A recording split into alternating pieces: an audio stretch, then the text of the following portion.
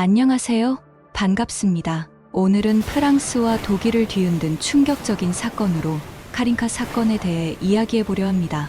이 사건은 1982년 프랑스에서 발생한 어린 소녀 카린카 바뱅스키의 의문사로 시작되었습니다. 그녀의 죽음은 단순한 사고로 처리되었지만 아버지 앙드레 바뱅스키는 딸의 죽음에 숨겨진 진실을 밝히기 위해 27년간 끈질기게 싸워왔습니다. 앙드레는 딸의 의문사 배우의 딸의 계부였던 독일인 의사 디터 크롬바흐라고 믿었습니다. 이 과정에서 드러난 디터의 어두운 과거와 법적 싸움은 많은 이들의 관심을 끌었습니다. 그리고 마침내 27년 만에 딸을 살해한 범인은 법정에 서게 됩니다. 오늘 영상에서는 카린카의 죽음부터 디터의 체포와 재판, 그리고 앙드레의 끈질긴 노력까지 이 사건의 전말을 자세히 알아보겠습니다. 구독과 좋아요 부탁드립니다. 2009년 10월 18일 새벽 프랑스 밀루즈시의 경찰서로 익명의 전화가 걸려왔습니다. 지금 세관 사무실 맞은편 거리의 한 집으로 가보세요.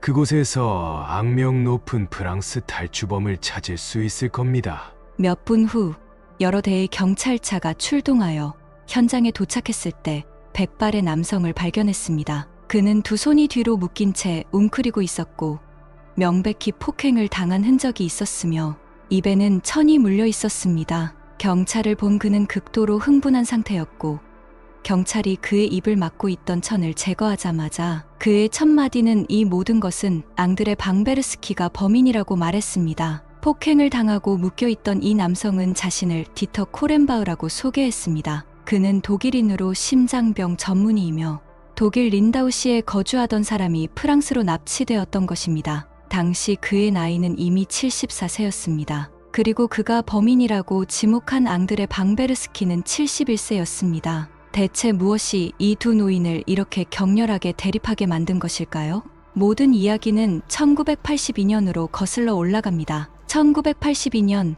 당시 44세였던 앙드레는 성공한 회계사였습니다. 첫 번째 결혼이 깨진 지 7년 후, 앙드레는 새로운 연애를 시작했으며 인생의 새로운 국면에 접어들려는 찰나였습니다. 그러나 7월 10일 아침, 그의 전 부인 다니엘로부터 걸려온 전화 한 통이 그의 모든 계획을 뒤흔들었습니다. 앙드레, 당신에게 꼭 전해야 할 소식이 있어요. 우리 딸 카린카가 어젯밤 세상을 떠났어요. 이 소식을 들은 앙드레는 충격으로 머릿속이 하얘졌습니다. 1970년대 앙드레와 다니엘은 두 아이와 함께 카사블랑카에서 살았습니다. 그러나 아내 다니엘은 의사로 일하던 디터를 만났습니다. 다니엘과 디터는 그때부터 비밀스러운 관계를 발전시켰고 결국 이혼을 하고 1977년 앙드레는 프랑스로 돌아가 다른 여자와 결혼했습니다. 부모가 이혼한 이후 카린카는 어머니를 따라 독일로 가서 현지의 프랑스어 학교에 다니게 되었습니다. 언어가 통하지 않는 낯선 환경에서도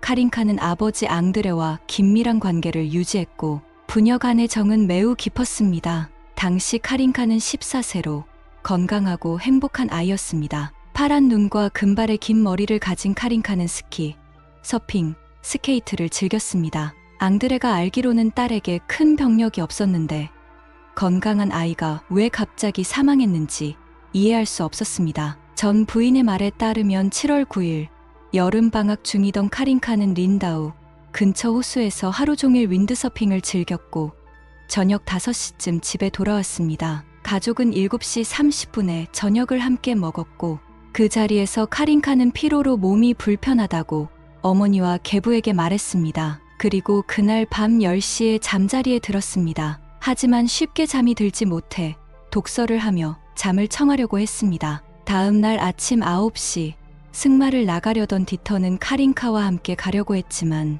방에서 그를 기다리고 있던 것은 카린카의 차가운 시신이었습니다. 의사였던 디터는 즉시 카린카를 소생시키기 위해 코르티손과 다른 2가지 약물을 주사했지만 이미 늦었습니다. 이후 도착한 의료진은 카린카의 사망을 공식 선언했고 의사들은 과도한 햇빛 노출 때문에 일사병이 사망의 원인이라고 제시했습니다. 카린카의 사망 원인을 일사병이라고 한 것은 디터와 인맥이 있는 의사들의 판정이었습니다. 딸의 죽음에 앙드레는 큰 충격을 받았지만 지역 병원이 발급한 사망 진단서를 처음에는 의심 없이 믿었습니다. 그러나 카린카 사망 이후 3개월 만에 카린카의 부검 보고서를 받았을 때 딸의 사망 원인에 의심이 들기 시작했습니다. 우선 부검에 참여한 인원 구성이 매우 이상했습니다. 법의학자, 경찰서장, 검사뿐만 아니라 디터까지 포함되어 있었습니다. 그는 의사이자 카린카의 계부였지만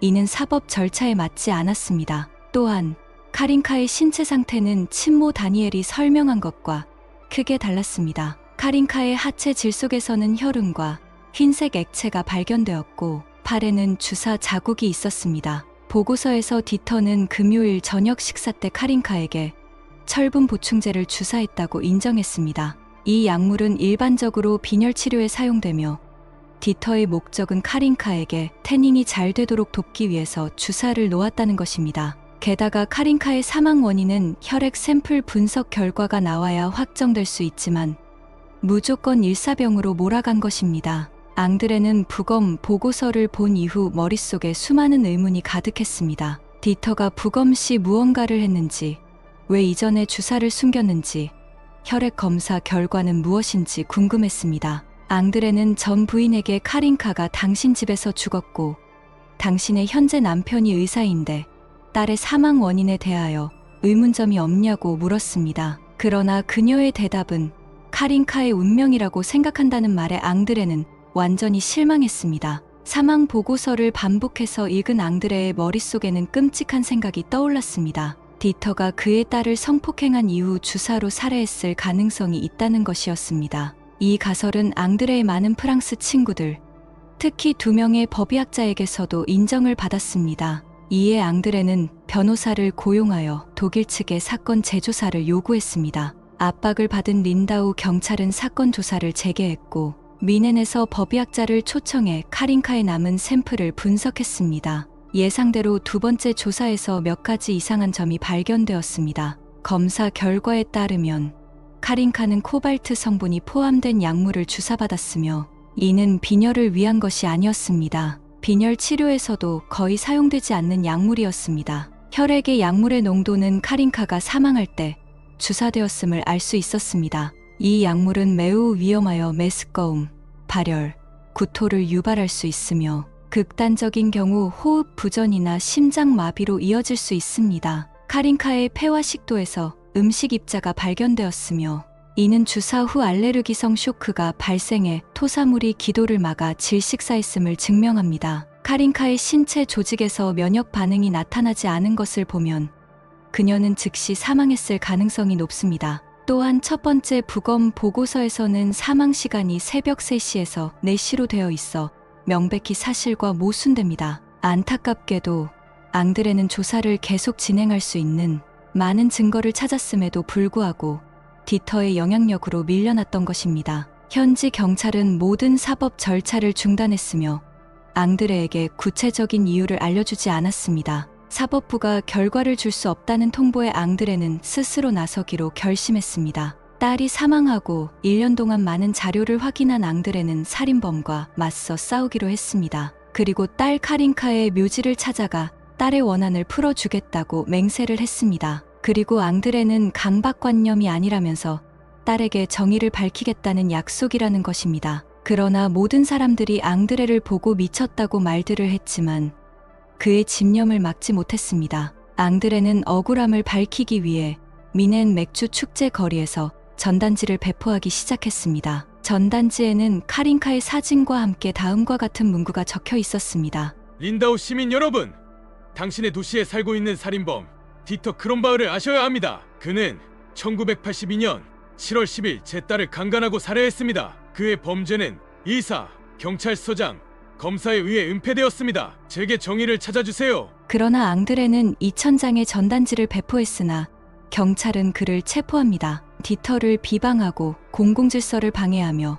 검사의 명예를 훼손한 혐의로 기소되었습니다. 보석금을 내고 풀려났지만 프랑스로 돌아갈 수밖에 없었습니다. 석 달이 지나고 앙드레가 출석하지 않은 상태에서 독일 법원은 그에게 명예훼손죄를 인정하고 6개월의 징역형 또는 50만 독일 마르크의 벌금을 부과했습니다. 이 판결로 앙드레는 법규상 5년 동안 독일에 발을 들일 수 없게 됩니다. 그러나 딸의 억울함을 풀기 위한 그의 결심은 전혀 흔들리지 않았습니다. 그는 다른 방법을 찾았기 때문입니다. 카린카가 프랑스 시민이었기 때문에 프랑스 당국도 그녀의 죽음을 조사할 권리가 있었습니다. 충분한 증거가 있다면 디터에 대한 국제 체포 영장을 발부할 수도 있었습니다. 1985년 앙드레의 끈질긴 요청에 따라 프랑스 경찰은 카린카의 시신을 발굴하여 부검을 실시했습니다. 비록 새로운 사망 원인을 발견하지는 못했지만 카린카의 생식 기관이 사라진 것을 발견하여 독일 측이 부검 과정에서 조작했음을 더욱 확신하게 되었습니다. 카린카의 생식기가 사라진 것은 더티의 음모에 가담한 부검 의사들이 자기들의 잘못이 드러날까봐 제거한 것입니다. 두 나라의 사법 시스템은 즉시 치열한 공방을 벌였고 1988년 프랑스는 카린카의 폐, 심장, 피부와 기타 조직 샘플을 간신히 확보했습니다. 3명의 프랑스 법의학자는 독일의 두 번째 부검과 동일한 결론을 내렸습니다. 독일과 달리 프랑스 사법 당국은 법의학자의 판단을 믿었고 1993년 디터를 고의살인 혐의로 기소했습니다. 또한 독일의 디터를 즉시 체포하고 프랑스로 송환해 줄 것을 강력히 요청했지만 독일은 이를 거부했습니다. 그럼에도 불구하고 1995년 3월 9일 파리 법원은 디터가 출석하지 않은 상태에서 그에게 15년의 징역형을 선고했습니다. 비록 프랑스 법적으로는 판결이 났지만 독일에 있는 디터는 자유롭게 살아가고 있었습니다. 앙드레가 딸의 죽음을 위해 싸우고 있을 때 디터의 삶은 순탄했다는 것이죠. 디터는 사업에서 성공을 이어갔고 다니엘과 이혼한 이후 젊고 아름다운 아내와 재혼했습니다. 독일 당국의 보호 덕분에 그는 국내에서 매우 안전하다는 것을 알고 있었기 때문에 더욱 거리낌 없이 행동했습니다. 그런데요, 디터는 또 다른 여성에게 성폭행 범죄가 발각됩니다. 1997년 16세 소녀가 디터의 개인 병원에 건강검진을 받으러 갔다가 디터에게 마취제를 주사받고 성폭행을 당했습니다. 다행히도 소녀는 성폭행 도중 깨어나 집으로 돌아가 부모에게 이 사실을 알렸습니다. 피해자의 증언과 그녀의 체내에서 발견된 정액 샘플을 바탕으로 디터는 2년형을 선고받고 의사 면허를 박탈당했습니다. 그러나 앙드레는 딸의 복수를 위해 디터를 직접 잡아서 프랑스로 데려오는 집념을 버리지 않았습니다. 디터가 자신의 행동에 대한 대가를 치렀지만 앙드레에게는 그것으로는 충분하지 않았습니다. 그는 디터를 프랑스로 데려오기 위해 전 재산을 쏟아부었고 디터가 감옥에 있는 동안 그의 집 근처에 정보망을 구축했습니다. 하지만 교활한 디터는 이미 준비가 되어 있었고 출소하자마자 흔적도 없이 사라졌습니다. 앙드레는 끈질기게 추적했지만 디터는 항상 위치가 파악된 다음 날이면 다시 사라지곤 했습니다. 시간이 흐르면서 앙드레의 추적 방법도 점점 발전했습니다. 그는 사건과 관련된 웹사이트를 만들고 관련 다큐멘터리를 제작하여 독일 국민들에게 정의를 위해 도움을 요청했지만 큰 성과를 거두지는 못했습니다. 이런 고양이와 쥐의 게임은 2006년에 전환점을 맞이합니다.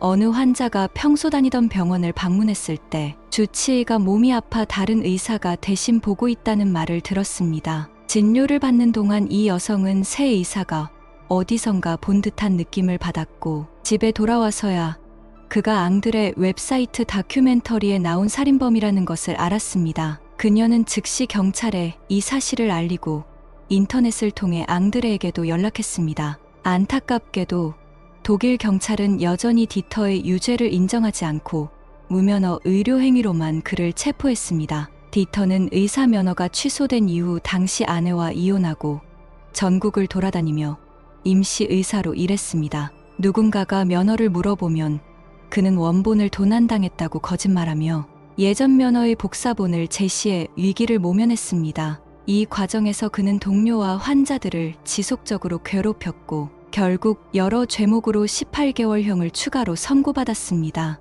2008년 형기를 마친 디터는 독일 린다우로 돌아왔으나 드디어 앙드레의 그동안의 노력이 효과를 발휘했습니다. 2008년 10월 안톤이라는 이름의 코소보 이민자가 앙드레를 찾아와 2만 유로만 주면 디터를 프랑스로 데려갈 방법이 있다고 제안했습니다. 앙드레는 기꺼이 돈을 지불하고 행동을 계획했습니다. 2008년 10월 17일 밤 10시 앙드레는 낯선 사람에게서 전화를 받았습니다. 전화 내용은 밀루즈로 가세요. 디터가 왔습니다. 이 말은 디터를 잡으면 그를 잡아두는 프랑스의 장소를 말합니다. 앙드레는 전화를 끊고 밀루즈 경찰서에 전화를 걸었습니다. 지금 세관 사무소 맞은편 거리의 한 집을 가보세요. 거기서 악명 높은 프랑스 도망자를 찾을 수 있을 겁니다. 이렇게 사건 27년 만에 디터가 프랑스에서 체포가 된 것입니다. 다음 날 프랑스 경찰은 앙드레를 찾아와 안톤이라는 코소보인을 아는지 물었고 앙드레는 긍정의 답을 하며 자신과 안톤의 보석금을 지불했습니다. 많은 어려움을 겪은 끝에 디터는 마침내 프랑스 검찰로 송환되었습니다. 2011년 10월 4일 디터가 피고석에 27년 만에 서게 되었습니다. 재판은 18일 동안 진행되었으며 디터의 인생에서 어두운 면모가 완전히 드러났습니다. 그의 첫 번째 아내는 24세에 의문사했는데요. 그녀의 어머니에 따르면 디터가 그녀에게 어떤 약물을 주사한 이후 몇 시간 만에 급작스러운 병으로 사망했다고 합니다. 두 번째 아내 다니엘에게는 반복적으로 약물을 투여하여 그녀를 성적으로 학대했습니다. 그 외에도 의사로 일하는 동안 수면제와 마취제를 주사하여 환자를 성폭행한 피해자가 6명이나 있었습니다. 그러나 카린카 살인 사건은 끝까지 죄를 인정하지 않았습니다. 10월 22일 최종 판결에서 디터는 과실치사 혐의로 15년형을 선고받았습니다. 디터는 감옥에 있으면서 15번의 재심 청원서를 제출했지만 프랑스 당국은 받아들이지 않았습니다. 2020년 약 10년을 복역한 디터는 건강 문제로 보석으로 석방되어 요양원에서 치료를 받다가 같은 해 9월 12일 85세로 사망했습니다. 디터는 결국 말년에 비참하게 살다가 생을 마감했습니다. 2014년 앙드레는 자발적으로 독일로 갑니다. 디터를 납치한 혐의로 1년의 집행유예를 받았습니다. 디터를 납치했던 안톤은 앙드레에게 만약 칼린카가 자기 자식이었다면 디터를 죽였을 것이라고 말했습니다. 비록 앙드레는 일부 대가를 치렀지만 자신의 인생 3분의 1을 딸의 복수를 위해 매우 가치 있는 일이었다고 말했습니다. 앙드레에게 위로와 응원의 박수를 보냅니다. 시청해 주셔서 감사합니다.